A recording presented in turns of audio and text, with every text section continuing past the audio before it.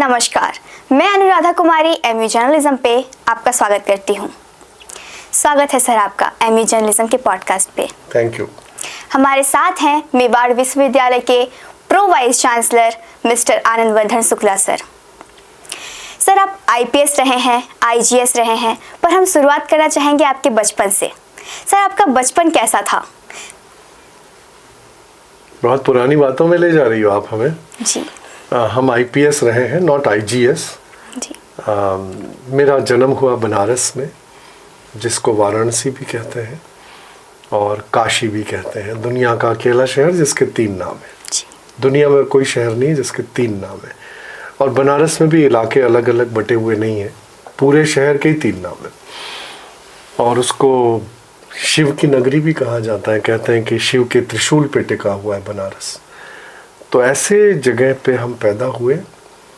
बहुत बरस हो गए जब हम पैदा हुए। बचपन में बनारस की गलियों में खेलना, पहली बार स्कूल भी वहीं गए। हमें एक्चुअल में स्कूल पता नहीं था क्या होता है। तो जो हमारी टीचर थी, हमारे जो टीचर्स थे, वो मुझे अपने फ्रेंड जैसे लगते थे कि दोस्त हैं ये, तो इनके साथ तो खेलना है, कोई मतलब पढ़ने थोड़ी जाना है। बहरहाल जैसे तैसे टाइम निकला बनारस का, और मेरे पिताजी जो गवर्नमेंट कॉलेज में लेक्चरर थे, उनकी पोस्टिंग राजस्थान हो गई। दादाजी हमारे डॉक्टर थे। बाई दी वे उस समय उनकी डेथ हो गई। अदरवाइज़ अगर दादाजी रहते तो हम शायद बनारस ही रहते, राजस्थान आते ही नहीं। फिर राजस्थान आ गए। स्कूलिंग जो बचपन की है वो मेरी जयपुर ज़िले में, अलवर ज़िले में हुई। फिर मैंने जयपुर से पढ़ाई की और एमए हिस्ट्री किया। एमफिल कर रहा था, लेकिन उसी समय मेरा लेक्चरशिप में सिलेक्शन हो गया और मैं गवर्नमेंट कॉलेज में लेक्चरर रहा। ये आपके पड़ोस में प्रतापगढ़ कॉलेज में रहा जी। और मुझे उस समय ये पता चला कि बहुत बरसों तक आरपीएससी की परमानेंट वैकेंसी नहीं निकल रही है, तो हर साल टेम्परेरी लेक्चरर रहते थे। तो इसलिए हमने सिविल सर्विस का एग्ज़ाम देने की सोची और पहले अटेम्प्ट में ही हम राजस्थान पुलिस सर्विस में सेलेक्ट हो गए। That was 1979। तो 79 के बाद पुलिस में आने के बाद पहले कभी ज़िंदगी में सोचा नहीं था कि हम पुलिस में आएंगे। एनसीसी में तो मैं बहुत रहा हूँ और मेरे पिताजी भी एनसीसी ऑफिसर थे, तो वर्दी से एक मोह तो था, लेकिन बाई द वे कभी सोचा नहीं कि हम पुलिस में आएंगे। आ गए जी सर। तो पुलिस में आने के बाद खुद को जस्टिफाई करना पड़ता है। एक चीज़ समझ में आई शुरू में कि भाई लोग जब तकलीफ में होते हैं तब पुलिस के पास आते हैं, अदरवाइज कोई खुशी से पुलिस के पास नहीं आता है। जैसे किसी के बच्चे का सिविल सर्विस में सिलेक्शन हो जाए तो मिठाई का डब्बा लेके गणेश जी के मंदिर में जाएगा जी, हनुमान जी के जाएगा, माता दुर्गा के मंदिर। पुलिस थाने में नहीं आता कोई अच्छी खबर लेके। वहाँ तो तभी आता है जब पड़ोसी से झगड़ा हो गया, चोरी हो गई, कुछ और बात हो गई, any crime, something which has happened with someone, then it comes to the police. तो पुलिस का रोल क्या रहा? रोल ये रहा कि समाज में व्यवस्था बने, अपराधियों पर नियंत्रण हो, और अगर किसी के साथ कोई घटना दुर्घटना घट जाए तो पुलिस तुरंत उसकी मदद के लिए मौजूद हो। इसमें छोटी बातें भी होती हैं, बड़ी बातें भी होती हैं। जैसे मान लीजिए स्कूल के एक मास्टर जी हैं, गांव के अंदर हैं, और स्कूल के मास्टर जी को उन्हीं के गांव में किसी भी व्यक्ति ने, कोई मतलब अपराधी नहीं, कोई भी व्यक्ति ने गाली दे दी या थप्पड़ दे दिया, थप्पड़ मार दिया, तो उनके लिए तो डकैती से भी ज़्यादा है, क्योंकि उनको कभी ऐसा सोचा ही नहीं कि मास्टर जी के साथ ऐसा। अब पुलिस थाने वाले क्या करेंगे? थाने में जाएंगे कि नॉन कॉग्निजेबल ऑफेंस है, इसमें कोई पुलिस केस नहीं बनता। तो वो सोचेंगे यार ऐसी कौन सी पुलिस है जो मतलब इसको ऑफेंस नहीं मान रही। वो ऑफेंस है। बहरहाल मेरे दिमाग में हमेशा ये बात आई कि जो भी व्यक्ति मेरे पास आए, क्योंकि एज डिप्टी एसपी हमने ट्रेनिंग के बाद एज डिप्टी एसपी ज्वाइन किया था, और मेरी पोस्टिंग पहले यहीं थी पड़ोस में, नाथद्वारा में। तो मैं हमेशा ये सोचता था कि यार मेरे पास जो आया है वो ठीक से उसको अटेंड किया गया कि नहीं, वो जाके पुलिस के बारे में क्या कहेगा। अगर आपने अच्छा रेस्पॉन्स दिया तो अच्छी बात कहेगा, और अगर आपका रेस्पॉन्स बहुत पुअर है जैसा कि लोग मानते हैं। अब एक आम आदमी जिससे आप पुलिस के बारे में पूछो तो 3-4 चीज़ें बताएगा। एक तो वो ये बताता है कि ये खाकी कपड़े पहनते हैं, दूसरा बताएगा बड़े बदतमीज होते हैं, गाली गलौज करते हैं, let us be frank with every, पैसा खाते हैं, किसी की हेल्प नहीं करते हैं, दिस इज द इमेज। तो हमारे दिमाग में पहली चीज थी कि कम से कम हम जहां पर रहे वहां जस्टिफाई करें अपने आप को। इस आधार पर पुलिस की छवि नहीं बननी चाहिए। तो मैं हमेशा ये महसूस करता था, और मैं आज भी सॉफ्ट स्किल की ट्रेनिंग सभी जिलों में जाके दे रहा हूँ। सॉफ्ट स्किल मतलब बिहेवियर पैटर्न, ये समझाने की कोशिश करता हूँ कि पुलिस रात दिन काम करती है, मेहनत करती है, खून पसीना बहाती, उसके बावजूद बुरी क्यों है? Just because of behaviour. अब आपको एक काल्पनिक सीन देता हूं मैं आपको। कल्पना करिए कि आप सिटी से रात की बस से कहीं जा रहे हैं और रात को 11:30 बजे आप उतरते हैं बस से। वहां से आपका घर 500 मीटर की दूरी पे है या 1 किलोमीटर की दूरी, पैदल जाना है आपको। कहीं कोई सड़क पे नजर नहीं आ रहा है, एक आध गली के कुत्ते भौंक रहे हैं, कोई नहीं है। तो आपके एक में दिल में डर सा रहता है कि मैं सेफ पहुंच जाऊंगी कि नहीं पहुंच जाऊंगी, रहता है ना दिमाग में। कोई दिखाई नहीं दे रहा, और अचानक मान लो खंबे की लाइटें बंद हो गई तो और भी आफत जी। ऐसे में उस लड़की को, उस बालिका को कहीं ठक ठक की आवाज सुनाई देती है। वो ठक क्या है? 2 पुलिस के कांस्टेबल रात की पेट्रोलिंग पे पीछे चल रहे हैं। उनको पीछे मुड़ के देखती है, उसकी सांस में सांस आती है, ये सोच के कि मैं सुरक्षित हूँ, पुलिस है मेरे साथ। अगर पुलिस इतनी बुरी है तो उसको वो सांत्वना कहाँ से आई, वो कॉन्फिडेंस कहाँ से आया? तो पुलिस में ये बात है ना। हम जब डिस्ट्रिक्ट में होते थे या रेंज में होते थे तो मैं देखता था गांव के लोग अपना ग्रुप बना के आते थे, 20, 30, 40 लोग आते थे। क्या हो गया? सब आए, गांव में पुलिस चौकी चाहिए। हम इतने बुरे हैं तो आप हमको इतना नजदीक क्यों लेना चाहते हैं? लोग कहते हैं ना, एक दिन के लिए पुलिस हटा के देख लो जी। मैं कहता हूं आपका जीवन दूभर हो जाएगा। बिल्कुल। जितने गैर सामाजिक, असामाजिक तत्व हैं उनकी बन पड़ेगी।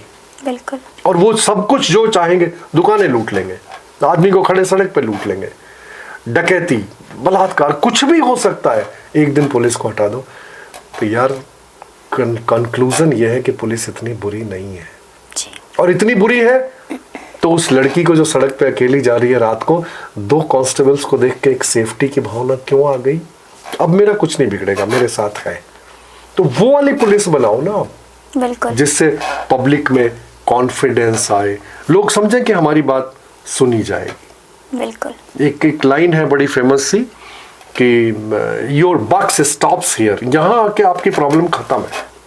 मैं कई देशों में काम कर चुका हूँ, पुलिस वालों के साथ काम किया है मैंने। और वेस्टर्न कंट्रीज में सबसे पहले ये कहा जाता है, पुलिस थाने में कोई जाता है तो उसको कहता है you relax, you are at a proper place, आराम से, कोई दिक्कत नहीं है, हम बैठे। तो ऐसी पुलिस सोसाइटी को दी जाए, इसका मैंने हमेशा प्रयास किया। सर, आपने आईपीएस बनने का कब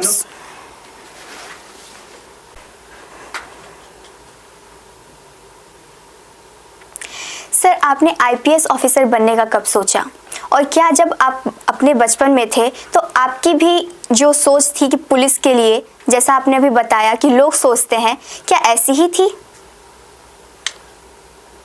अब तुम उलझा रही हो हमको अपने सवालों में। हम पुलिस के बारे में पहले कभी सोचते ही नहीं थे बचपन में, तो सीधी सी बात है। जब हम 7th 8th में पढ़ते थे तो हमारे घर की थोड़ी दूर पे एक थाना था, तो दिल में ये रहता कि नहीं उधर नहीं जाना है, पुलिस है वहाँ पे, लाइक दैट।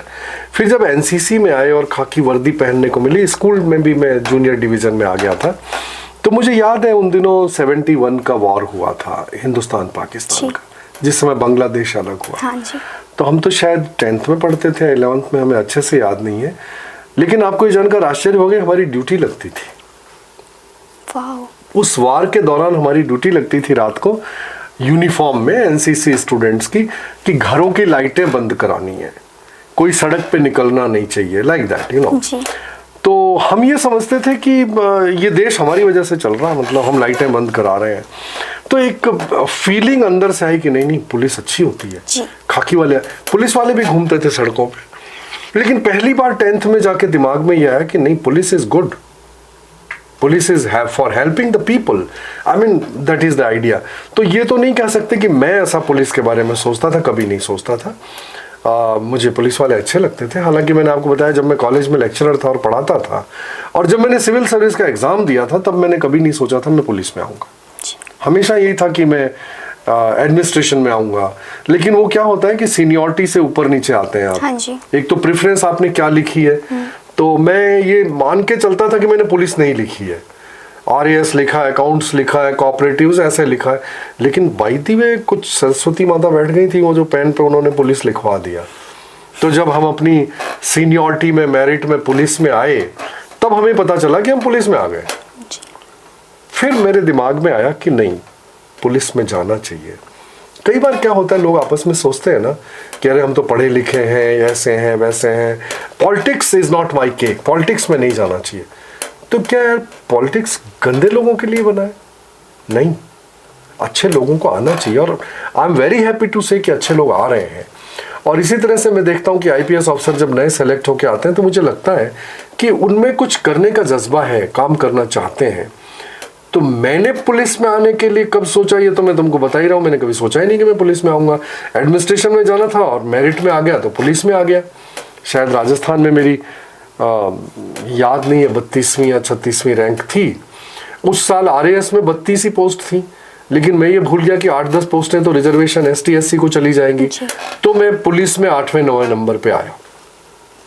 लेकिन जैसे ही मैं ग्राउंड में ट्रेनिंग करने गया या क्लास में पढ़ने गया, तो कभी भी पढ़ाई लिखाई में मैं नंबर 2 नहीं होता था, कभी भी नहीं। ये बात सच है कि 10th में यूं ही फर्स्ट डिवीज़न आ गया मेरा। मतलब मैंने कोई मेहनत नहीं की थी। तो मेरे पापा बोले कि 10th में तो हर कोई आ जाता है, 11th में आओ तो जाने। मैंने कहा ये अच्छी आफत हुई 10th में फर्स्ट डिवीज़न आने से। खैर हर बार हम मेहनत करते रहे, कोशिश करते रहे, और MA हिस्ट्री भी फर्स्ट डिवीज़न किया, ऐसा कुछ नहीं है। लेकिन हमेशा एक चीज़ मुझे ज़रूर आती थी कि वो मेरे से ज़्यादा मेहनत क्यों कर रहा है, वाई, उसके हाईएस्ट नंबर क्यों आ रहे हैं, मेरे क्यों नहीं आ रहे, लाइक दैट। तो ये हमेशा से फीलिंग रही है। तो पुलिस में भी जब मैं आया, जब सेलेक्ट होके आया, ट्रेनिंग करके आया, तो मुझे ये लगा कि नहीं, मेरे इलाके में गड़बड़ नहीं होनी चाहिए। लॉ एंड ऑर्डर भी खूब फेस किए। जो इंडियन पुलिस मेडल है वो भी मुझे राष्ट्रपति के द्वारा मिल चुका है। और फिर मैंने कहा नहीं, पुलिस ही पुलिस करते रहने से कुछ नहीं होगा। तो मैं ऑन डेपुटेशन कोशिश करके यूनाइटेड नेशंस में चला गया। UN में, जाग्रेब में, क्रोएशिया में मेरी पोस्टिंग थी। अमेरिका भी जाना होता था, और भी कंट्रीज में जाते थे। वहाँ हम दुनिया को ह्यूमन राइट्स पढ़ाते थे, तो हमें बड़ा अच्छा लगता था। 2 साल पढ़ाने का मौका मिला। वहाँ जाने से फ़र्क ये पड़ा कि हमने दुनिया देखी और दुनिया कैसी होती है समझने की कोशिश की। आई डोंट रिमेंबर कि मैं 60-70 देशों की अब तक यात्रा कर चुका हूँ। बाद में भी लगातार घूमता रहा। मैं बचपन से मेरी जो हॉबी थी वो ट्रैवलिंग थी। It started from class 6th। 6ठी क्लास में हम लोग स्कूल के टूर्नामेंट में कहीं गए थे। That was the मैडन journey, first journey alone, मतलब स्टूडेंट्स के साथ। और मैं बस में आगे बैठ के, और छोटा सा था मैं, कद में बहुत छोटा था, तो ड्राइवर कंडक्टर भी केयर करते थे, जो हमारे टीचर थे वो भी केयर करते थे। तो मुझे लगा नहीं, बाहर जाना चाहिए, तब कुछ सीखने को मिलता है। वो एक ऐसी दिमाग में आ गई कि लोग कहते हैं ना आपकी हॉबी क्या है जी। तो मेरी हॉबी है टू ट्रैवल। तो लगभग पूरा यूरोप देख चुका हूँ, America, south America, Canada, Africa के काफ़ी सारे कंट्रीज़ मैंने विजिट किया, ऑस्ट्रेलिया गया हूँ, ये एशिया में बहुत सारे countries, middle east, south east Asia, सब में गया हूँ। अब मुझे ये लगता है कि हॉलैंड का आदमी इंडिया के लिए क्या सोचता है मुझे पता है, जॉर्डन वाला हमसे मिलना चाहता है कि दूर रहना चाहता है मुझे पता है, वो किस चीज़ को लाइक करेंगे किस चीज़ को डिसलाइक करेंगे ये भी मुझे पता है। बिकॉज इतने लोगों के साथ, जब मैं यूनाइटेड नेशंस में था तो 40 कंट्री के पुलिस ऑफिसर्स के साथ नौकरी की।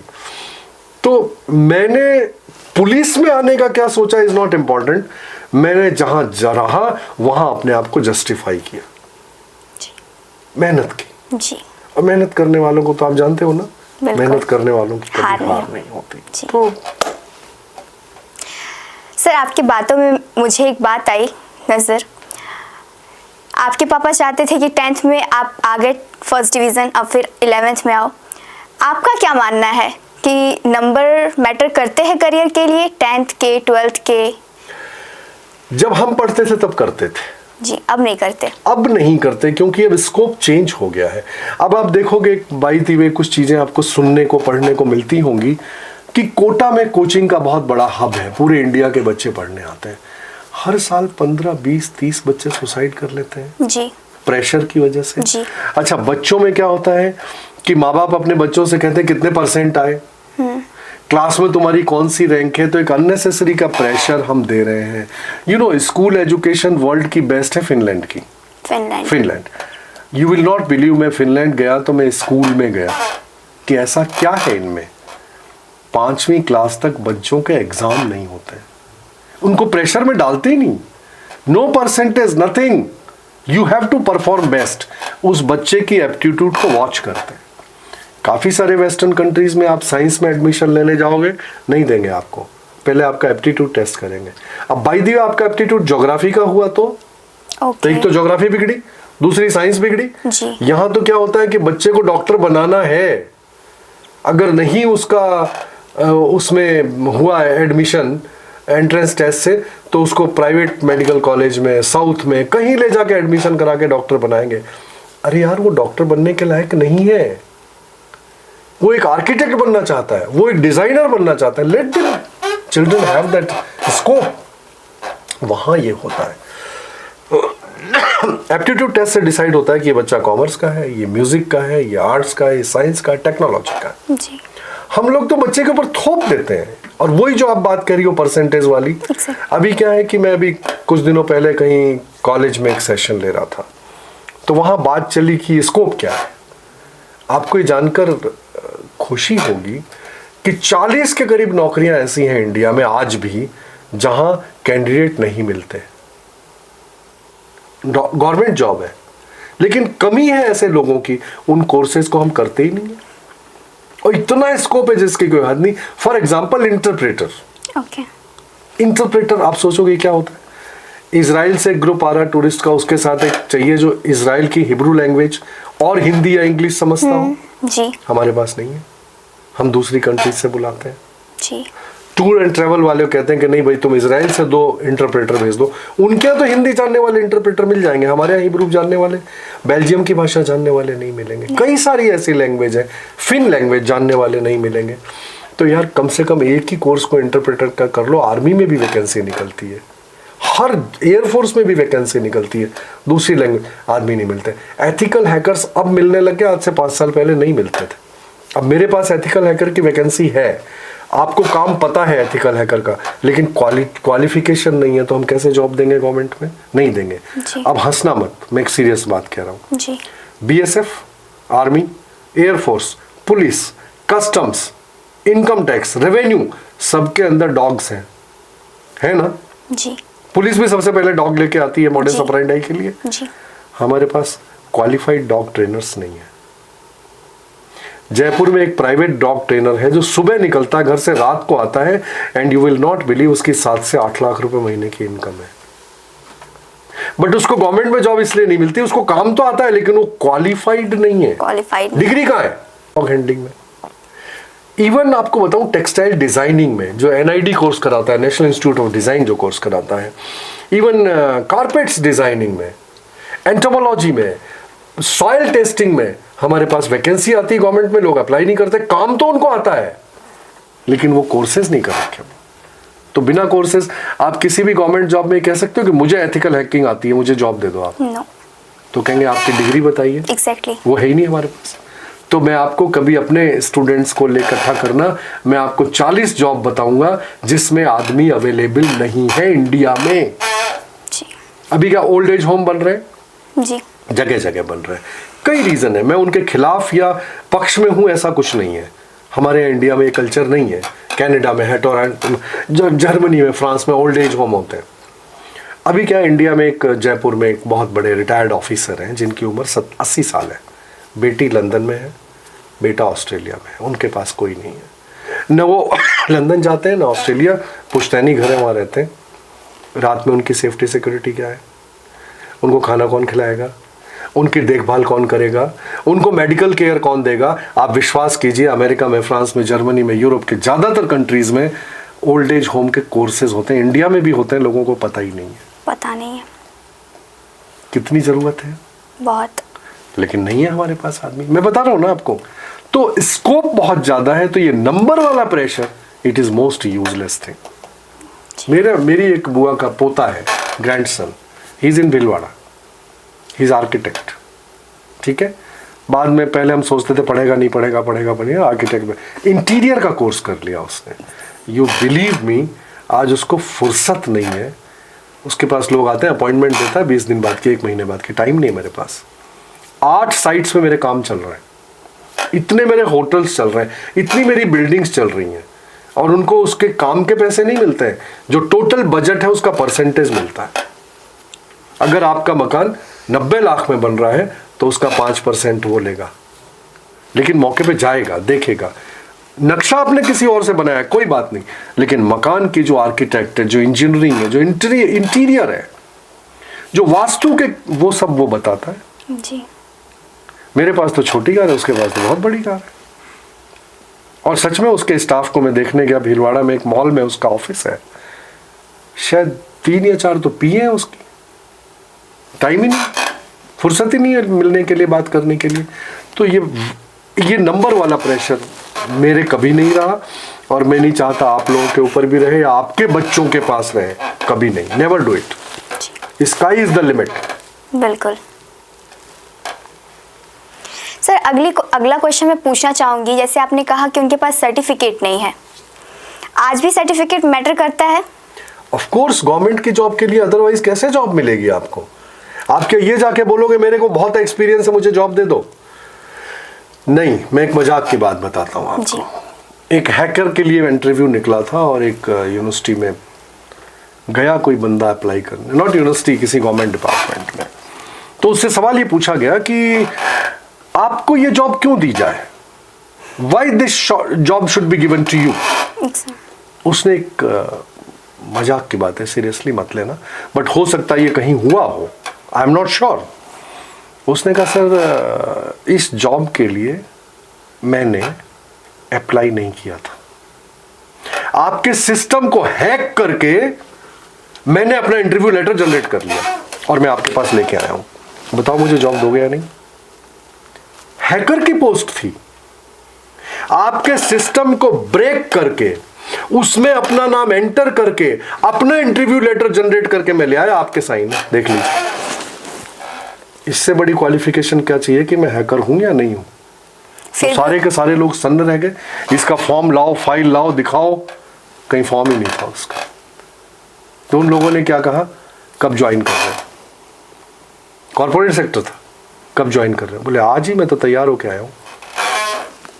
उसका इंटरव्यू लेटर उनके यहां से जनरेट हुआ ही नहीं, और इंटरव्यू देने वालों की लिस्ट में उसका नाम था। उसने सब सिस्टम को हैक करके उसमें डाल दिया, और बोले आपको और क्या एग्जाम्पल चाहिए, और क्या प्रूफ चाहिए, क्या प्रूफ चाहिए आपको? तो उन्होंने कहा ज्वाइन कब कर रहे हो, like that. It is just a kidding, you know, but something of this type is happening today it is happening. अगला सवाल सर, जैसे आपने पॉलिटिक्स का जिक्र किया, पॉलिटिक्स में अच्छे लोग आ रहे हैं, लेकिन लोग मानते हैं कि उसमें बुराई है, गंदगी है, ऐसा आपकी बातों से पता चला मुझे। इससे एक मैं सवाल पूछना चाहूँगी, आप एक पॉलिटिकल जो पार्टी है या फिर पॉलिटिकल मेंबर हैं, उनमें क्या क्वालिटीज़ देखते हैं कि वो हमारे देश को कैसे चला सकते हैं? उनमें कौन कौन सी क्वालिटीज़ होनी चाहिए? पहला आपका बिहेवियर के बारे में आप क्लासेस देते हैं, तो क्या पॉलिटिकल जो मेंबर्स हैं उनमें कौन कौन सी क्वालिटीज़ होनी चाहिए, उनके behaviour, soft skill, hard skill, ये सारी चीज़ें। आपका नाम क्या है? अनुराधा कुमारी। अनुराधा, मैं पुरानी बातों की तो बात फिर करूंगा, आज की बात करूं मैं आपसे जी। आपने मानिक सरकार का नाम सुना है या नहीं सुना? नहीं। मैं सुना देता हूँ जी। त्रिपुरा एक छोटा सा राज्य है जी। उसके मुख्यमंत्री थे, अब मुझे अच्छे से याद नहीं कि 15 साल थे या 20 साल थे, मानिक सरकार जी। साइकिल पे आते थे, एज चीफ मिनिस्टर साइकिल पे जाते थे, और जब रिटायर हुए, जब छोड़ा उन्होंने, उनके पास अपना कोई घर नहीं था खुद का, और तो और as prime minister of India Lal Bahadur Shastri ने लोन लेकर के एक फिएट कार खरीदी थी और अपनी जीते जी जिंदगी में उसका लोन वो नहीं चुका पाए थे। जीवन नाम भूल रहा हूं मैं, एक प्राइम मिनिस्टर ऐसे थे थोड़े दिन, हाँ, गुलजारी लाल नंदा भारत के प्राइम मिनिस्टर रहे, ऑफिशिएटिंग रहे, थोड़े दिन के लिए शायद 6 महीने या 4 महीने रहे। रिटायर होने के बाद दिल्ली में मकान मालिक ने, जिस मकान में वो किराएदार रहते थे, भले कितने दिन रहे, प्राइम मिनिस्टर तो रहे भारत के, उनका सामान घर से निकाल के बाहर फेंक दिया सड़क पे, क्योंकि उनके पास किराया नहीं था देने के लिए। ऐसे पॉलिटिशियन अपने यहां हुए हैं। तो जो अपने बारे में ना सोचे और लोगों के बारे में सोचे, वो सफल पॉलिटिशियन है, अच्छा पॉलिटिशियन है। उसकी 20 साल की नौकरी, मतलब पॉलिटिकल कैरियर के बाद भी उसके पास अपना घर ना हो, उसके पास किसी को देने के लिए कुछ नहीं हो। आपको पता, लाल बहादुर शास्त्री जी जब रशिया जा रहे थे जी, तो उनके बच्चों ने कहा, उनके बेटे मेरे दोस्त हैं सुनील शास्त्री, अभी कल भी बात हुई है मेरी, पापा रूस जा रहे हो, नया कोट बनवा लो। बोले नहीं नहीं, ऐसा करो, मेरा जो पुराना वाला कोट है उसको लौटवा दो। लौटवाना होता था कोट को खोल करके कपड़े को, अंदर का कपड़ा बाहर और बाहर का अंदर कर देते थे तो नया जैसा दिखता था जी। तो उनका दर्जी बुलाया गया, दर्जी ने आके कहा ठीक है मैं नया भी बना देता हूँ एक, वो भी। इतने नए के लिए मैं पैसे कहाँ से लाऊंगा?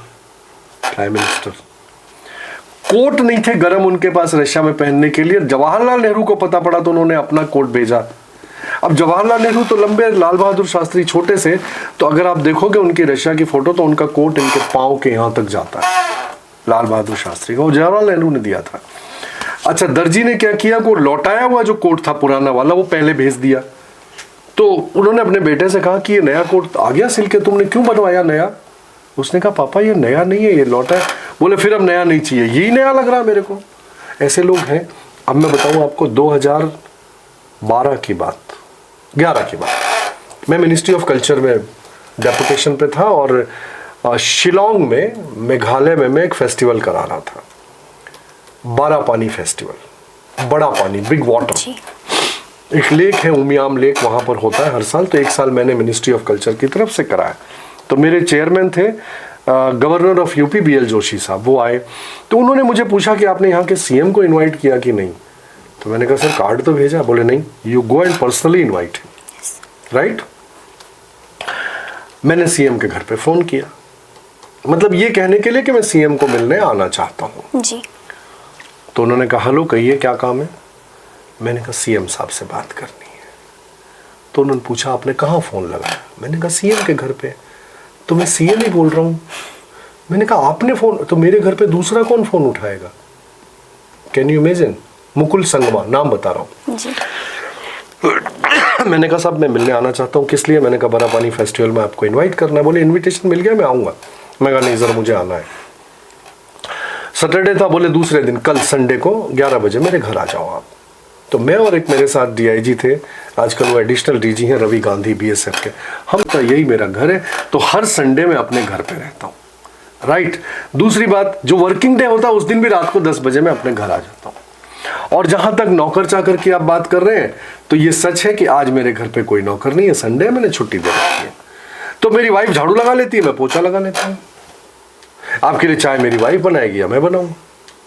तो मुझे नौकर वोकर का इंटरफेरेंस मेरे घर में पसंद नहीं है। उस समय ऐसे भी सीएम थे यहाँ पे इंडिया में उस समय, जिनसे मिलने के लिए मिनिस्टर्स को भी टाइम नहीं दिया जाता था। नाम नहीं बताऊंगा मैं जी। आपको भी पता है। ऐसे में मुकुल संगमा, तो मैं तो पूछता हूँ उस आदमी को। ऐसे और भी लोग हैं जो सिंगापुर में, तो मैंने, हाँ सिंगापुर में मैंने आंखों से देखा था, जो वहाँ के मिनिस्टर थे वो ट्राम में, सिटी बस में ट्रेवल कर रहे थे। तो ऐसे लोग अभी भी हैं जिनका जमीर है, और जो अपने से पहले, जैसे NSS की लाइन है ना, नॉट मी बट यू, तो वो वाली बात है। ऐसा पॉलिटिशियन होना चाहिए। तो मुझे अच्छा लगता है कि अच्छे लोग पॉलिटिक्स में जाएं। आप देखो कि कई बार लोकसभा में, विधानसभा में कार्रवाई आप सुना करो, बहुत अच्छा बोलते हैं लोग, बहुत अच्छे से अपनी बात को प्रेजेंट करते हैं। जैसे कि अपना, मैं नाम बता रहा हूँ आपको, किरण रिजिजू, नॉर्थ ईस्ट के, अरुणाचल के, बहुत अच्छे से अपनी बात कहते हैं। अनुराग जो अभी यहाँ के हैं, हिमाचल प्रदेश के हैं, अनुराग ठाकुर, जी। बहुत अच्छे से अपनी बात कहते हैं। तो जो जनता से जुड़ जाए, अभी 2-4 दिन पहले गोपाल शर्मा यहाँ के अपने राजस्थान के एमएलए बहुत अच्छे से अपनी बात कह रहे थे। तो ऐसे पॉलिटिशियन होने चाहिए, ऐसे नहीं जो ये खा गए, वो खा गए, वो खा गए और सब खा गए। जी। तो अच्छे लोगों को आना चाहिए, तुम्हें भी आना चाहिए। जी सर।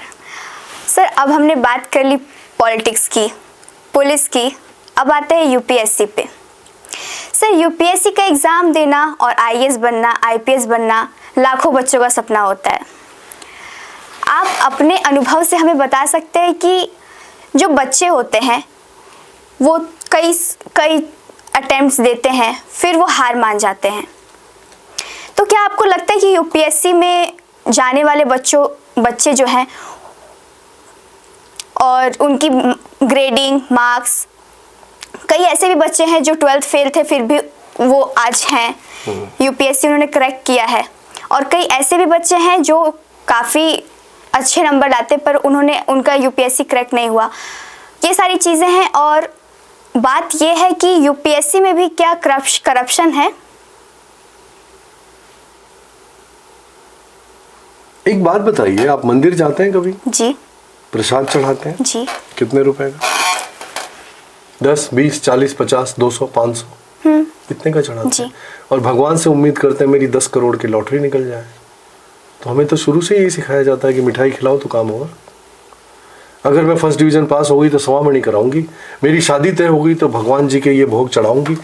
यार भगवान को तो छोड़ो यार, वो तो तुमसे बहुत ज़्यादा सक्षम है। तो ये हमारे अंदर ही फीलिंग डाल दी जाती है। अब यूपीएससी में इन दिनों जो घटनाएं घटी, जैसे पेपर लीक हुए या कुछ इस तरह के काम हुए, तो जो सही मेहनती लड़का होता है, लड़की होती है, वो बड़ी हतोत्साहित होते हैं। इतनी मेहनत करने के बावजूद एक ही परिवार के 4 लोग सेलेक्ट हो गए। कहीं तो दाल में क्या है, काला है। पर ऐसा ना हो जाए कि ससुरी दाल ही खानी हो जाए, ऐसा नहीं होना चाहिए। मैं ये नहीं कहता कि 80%, 90% ऐसा होता है, लेकिन हाँ ये सच है कि पिछले कुछ सालों से देखते हुए हमें लग रहा है कि 5% तो गड़बड़ कहीं ना कहीं है। जी। अब एक बात बताओ, जो यूपीएससी के या आरपीएससी के जो मेंबर्स होते हैं 2, 3, 4, 6, 8, 10, वो भगवान से डायरेक्ट आते हैं क्या? बिल्कुल नहीं। उनका भी भांजा दे रहा है एग्जाम, उनका भी भतीजा एग्जाम दे रहा है, उनकी भी भाभी एग्जाम दे रही है। तो कहीं ना कहीं ह्यूमन फैक्टर होता है। तो जो पॉलिटिकली मोटिवेटेड मेंबर बनाए जाते हैं या किसी की सिफारिश से मेंबर बनाए जाते हैं या किसी के रिश्तेदार हैं इसलिए मेंबर बनाए जाते हैं, तो ऐसे पब्लिक सर्विस कमीशन का भगवान ही मालिक है। अगर कोई क्वालिफाइड है, यूनिवर्सिटी में प्रोफेसर रहा है, रिटायर्ड आईएएस ऑफिसर है, रिटायर्ड कोई और इंडियन फॉरेन सर्विस या इंडियन इकोनॉमिक सर्विस का ऑफिसर है, कोई टेक्निकली क्वालिफाइड बंदा है, किसी को पद्म भूषण मिला है साइंस के रिसर्च में, उसको आप मेंबर बनाओ तो शायद कहीं कोई उम्मीद बचती है। फलाने मिनिस्टर साहब की वाइफ मेंबर हो गई, फलाने XYZ है उनका बेटा सेलेक्ट हो गया, क्या हो रहा है? मैं ये नहीं कहता कि बेटों को सेलेक्ट होने का अधिकार नहीं है, बिल्कुल है, लेकिन प्रॉपर तरीके से ना। ये पेपर लीक क्या है? कहीं तो इन चीजों का अंत होना चाहिए। लेकिन मैं इतना जरूर कहना चाहूंगा कि पता नहीं सरकार की आंखों पे भी पट्टी बंधी है। क्या करते हैं ये लोग? जो लोग कुछ कर सकते हैं वो कहते हैं ना कि अकेला चना भाड़ नहीं फोड़ सकता। अरे फोड़ सकता, उसको मौका तो दो यार। जब मौका ही नहीं दोगे तो कहां से भाड़ फोड़ेगा? दो ईमानदार आदमी को, जिसकी छवि अच्छी है। मैं जानता हूं हमारे कई सारे रिटायर्ड आईएएस आईपीएस ऑफिसर्स ऐसे हैं, सच बोल रहा हूं बेटे, उनके पास अपना घर नहीं है।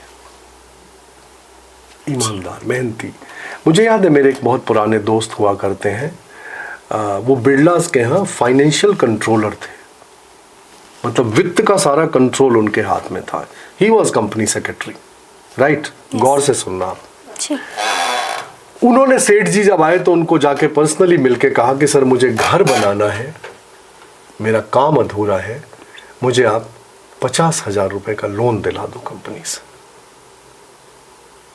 ठीक, बहुत सीरियसली सुनना इस बात को।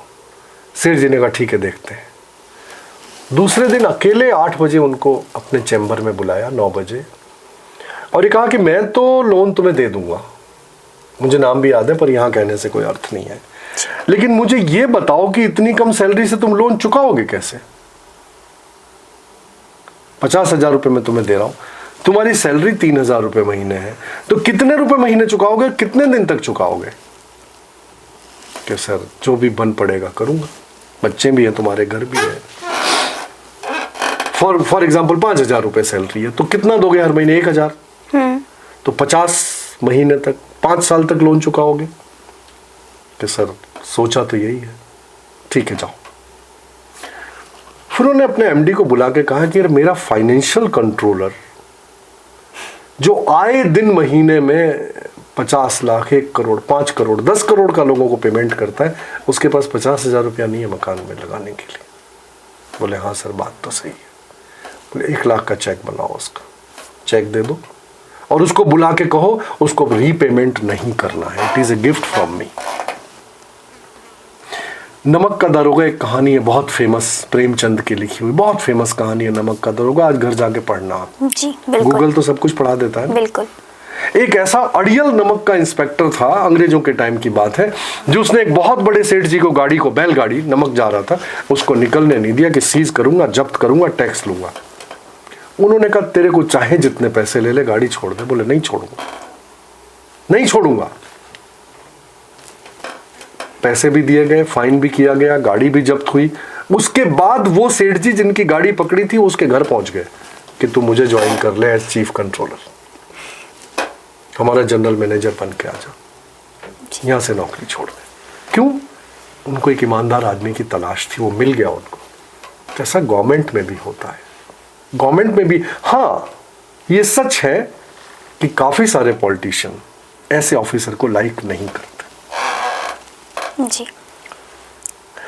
बस भैया, ओके सर, ये तो सारे सीरियस टॉपिक्स हो गए। अब हम आते हैं, आपको खाने में क्या पसंद है? My God, good question. शायद कि तुम बिहार झारखंड की रहने वाली हो, तो मुझे ईस्टर्न यूपी का मेरे घर का जो खाना है मुझे सबसे ज़्यादा पसंद है, जो राजस्थान में आमतौर पे नहीं मिलता है, लेकिन हम अपने घर में बनाते हैं। जी। यहाँ पर क्या दाल बाटी इज़ द फुल स्टॉप। हमारे यहाँ दाल बाटी नहीं, बहुत सारी चीज़ें हैं, गोझा है, पिठौरी है, दाल पूरी है, ये सब मुझे बहुत पसंद है। दाल पूरी मेरी फेवरेट है। अपन दोनों की एक ही है जी। और मुझे सेवई ज़्यादा पसंद है, खीर नहीं इतनी पसंद है। जो चावल की खीर बनती है ना, या तो बिल्कुल रबड़ी जैसी बन जाए तो पसंद है, ये नहीं कि पानी वाली खीर। कई बार लोग करते हैं ना, जल्दी में खीर देनी है तो भात को दूध में मिला के चीनी डाल के दे देते हैं कि खीर हो गई। No, I don't like that. सेवई मुझे बहुत पसंद है। सेवई जानती हो ना? हाँ जी जानती हूँ। और पूरी तरकारी? हाँ पूरी तरकारी भी जानती हूँ। That is my favourite.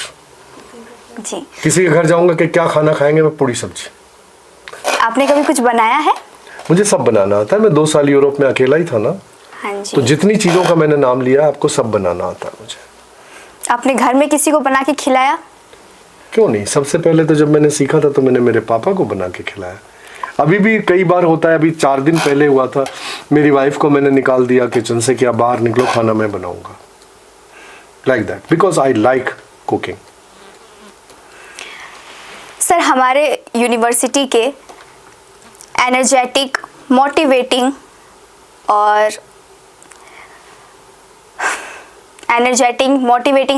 सबसे मतलब ओपन माइंडेड, सबसे कूल टीचर हैं आप, टीचर हैं।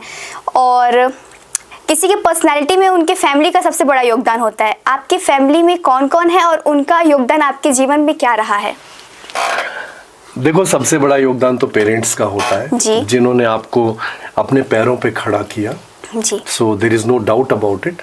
अभी वर्तमान में मेरी डॉटर है, वो डॉक्टर है और वो ब्रिटेन में सेटल है, लंदन में ब्रिटिश नागरिक हो गई है। तो वो मुझे लगता है कि मेरी बहुत केयर करती है, बहुत ज़्यादा केयर करती है। पिछले दिनों में बहुत बीमार हो गया था, तो रेगुलरली पूछेगी कि आपने ये मेडिसिन ली कि नहीं, ये काम हुआ कि नहीं, ये क्या कर रहे हो पापा, ये क्या कर रहे हो, ऐसे करो, लाइक दैट। बेटा इतनी केयर नहीं करता, तो मैंने एक दिन उससे कहा, मैंने कहा यार वो तो वहाँ से रोज पूछती, तो क्यों नहीं पूछता? तो उसने बड़ा अच्छा आंसर दिया मुझे। आई am very happy about his answer. कहता है कि आप मेरी केयर करोगे कि मैं आपकी केयर करूंगा। मैंने कहा यार एक एज के बाद, बोले एज आएगी तब देखा जाएगा, अभी तो आप हमारी केयर करो, लाइक दैट। एंड वाइफ का ये होता है कि वो लड़ने झगड़ने के लिए है, जिसके लिए है उसी के लिए है, लेकिन वो खराब कामों के लिए नहीं लड़ती, अच्छे कामों के लिए। पैसा वेस्ट कर रहे हो, फलाना कर रहे हो, इतने सारे पौधे खरीद के ले आए, मतलब the topic is very very minimal. बहुत छोटी छोटी बातों पे, हमारा बड़ी बातों पे झगड़ा नहीं होता। हमास के इजराइल के झगड़े के बारे में हम कभी नहीं लड़ते हैं। जी सर, जैसा आपने बताया कि आपकी बेटी बहुत केयर करती है, ऐसा बेटियां होती केयर करने के लिए हैं। जिसके घर में बेटी नहीं है ना, मेरा मानना है कि सॉरी, वो दुर्भाग्यशाली है। जिस घर में बेटियां नहीं होती ना, लोगों को तमीज और तहजीब नहीं आती रहने की। बेटियां होती हैं तो सिखा देती हैं। आमतौर पे तुमने माओं को देखा होगा, अपने हस्बैंड को और बेटे को कहती हैं, बेटी बड़ी हो गई है, तमीज से कहने कपड़े पहन के रहा करो, ढंग से रहा करो, बेटी बड़ी हो गई है। So that makes some sense. You learn to behave, you learn your etiquettes when there is a daughter. And daughter is always caring, I tell you. Exactly. She cares for her dad, number 1, her mother, number 2, her brother, number 3. 3 क्यों? क्योंकि वो तो लड़ने के लिए बने हैं, वो कोई अच्छी चीज़ों के लिए थोड़ी बने, लड़ाई के लिए बने। तूने मेरा ये ले लिया, तूने मेरा वो ले लिया, इट्स वेरी कॉमन। तो इंडियन फैमिली में ही नहीं, ये मैंने जर्मन और इंग्लैंड की फैमिली में भी देखा। That is always there. Sir, माना जाता है कि बेटियां पिता से ज़्यादा क्लोज होती हैं और जो लड़के होते हैं एक समय के बाद वो अलगने लगते हैं अपने पिता से। अब उसे आप रिस्पेक्ट देना समझे या फिर जो भी, तो मैं आपसे जानना चाहूँगी, क्या सच में ऐसा है? और क्या आपके बचपन में आपके पिता के साथ भी ऐसे संबंध रहे हैं? क्या एक समय के बाद आप भी अलगने लगे थे ऐसा? शायद मैं अपवाद हूँ, एक्सेप्शन हूँ। मेरे पिता से मेरी बहुत बनती थी, लेकिन आने वाली पीढ़ी में मैंने ये जनरली देखा है कि it's a biological reason, you can't argue it, कि बेटियाँ पिता के प्रति रहती हैं, ज़्यादा अटैच्ड रहती हैं, और बेटे माँ के प्रति अटैच्ड रहते हैं। क्योंकि आमतौर पे बेटे इस तरह की घटनाएं करते रहते हैं घर में कि उनको डांट पड़ती है पिता से, एंड अल्टीमेटली माँ जो है वो शील्ड बन के खड़ी हो जाती है, वो क्या बोलते हैं, ढाल बन के खड़ी, लाइक दैट। अच्छा, बेटियां आमतौर पे इतनी शैतानी नहीं करती हैं कंपैरेटिवली, तो उनको ढाल वाल की ज़रूरत नहीं पड़ती है। लेकिन अच्छी बेटियां वो होती हैं जिनकी सबसे क्लोज फ्रेंड उनकी मदर होती है। You share everything with your mom, you will be successful. I am sharing, क्योंकि कई बातें ना बेटियां, कई देयर आर रीजंस, अपने पिता को बात नहीं कह सकती हैं, लेकिन माँ को कह सकती हैं। तो हमेशा बेटियों को चाहिए माँ को फ्रेंड बना के रखें, गैप नहीं रखें, दिस इज अ फ्रेंड। तुम्हारी जीवन की जो भी बात है तुम्हारी माँ को पता होनी चाहिए। जी सर, लाइक दैट। सर, अब हमारा एक सेगमेंट है दिस और दैट। इसमें हम 5 सवाल पूछेंगे जिसमें से आपको एक चुनना होगा। पहला, टी और कॉफी। पांचों बताओ तब एक चुनूंगा ना? नहीं। अच्छा, इन दोनों में, सब में? हाँ जी। अच्छा, टी और कॉफी। कॉफी। माउंटेन और beaches. Both. I like both, but anyhow beaches are attractive, yes. India और आउटसाइड इंडिया। भारत का रहने वाला हूँ, भारत की बात सुनाता हूँ, है प्रीत जहाँ की रीत, भारत सबसे अच्छा। टीचिंग और police service. Teaching, always good. Police में you justify your being there, यहाँ पर जस्टिफाई नहीं करना, यहाँ करना है। तो teaching is always I mean ideal thing, you know, for anybody. Rasgulla और गुलाब जामुन। अभी तो दोनों बंद करा दिए डॉक्टर्स ने, लेकिन यस, गुलाब जामुन। एक बोनस क्वेश्चन, मीठा और चटपटा। चटपटा। Thank you sir, thank you so much हमारे पॉडकास्ट में आने के लिए। Thank you. ये थे हमारे साथ आनंदवर्धन शुक्ला सर। ऐसे ही हम आपके लिए और भी पॉडकास्ट लाते रहेंगे। तब तक के लिए बने रहे हमारे चैनल के साथ। खुश रहिए, अपने परिवार का ध्यान रखिए, अपना ध्यान रखिए। धन्यवाद। नमस्कार। Thank you sir, thank you so much. Intelligent है बच्चे, सच में इंटेलिजेंट।